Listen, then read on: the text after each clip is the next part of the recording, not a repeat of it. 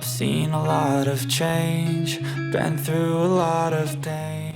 Сұлтан мен Диананың Америкадағы махаббат хикаясы. Қосылайық жобасынан кеткен Сұлтан мен Диананың махаббат хикаясы Нью-Йорк қаласында жалғасын тапты. Диана Инстаграм парақшасында біздің махаббаттың куәсі Нью-Йорк шаһары. Баршаңызға бұл сапар жұғысты болсын деп жазып, Сұлтанмен бірге өткізген сәттерінің видеосын жариялады.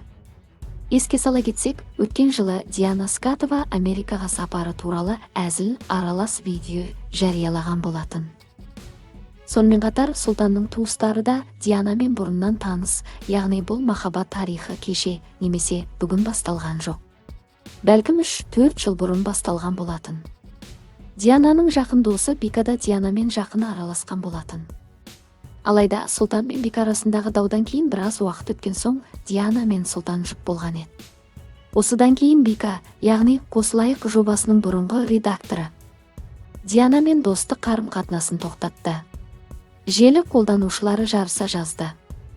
Сұлтан салмақты, мысы бар жігіт. Диана пысық, энергиясы толы, ерке қыз. Екеуі бір-бірін дополняет. Басқалар сияқты ішкен жеген отырған тұрғанын жыртыңдатып салып мақтанғанша қандай тамаша керемет. Баршамызды бірақ күнде таң қалдырып қуанышымен бөлісіп жатқаны жарайсыңдар, жаным, міне осылай барлығын тыныш ұстау керек сияқты барлық жұпқа. Шүкір сіздер үшін қатты қуанып жүрмін. Көзіме тіпті жас келе береді. Нағыз қазақтың қарапайым қызсыз. Барлығына жауап беріп, сыйластық танытасыз.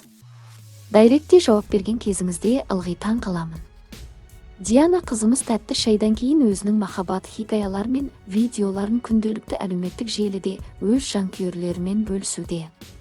Біз Диана мен Сұлтанға бақытты болуды тілейміз.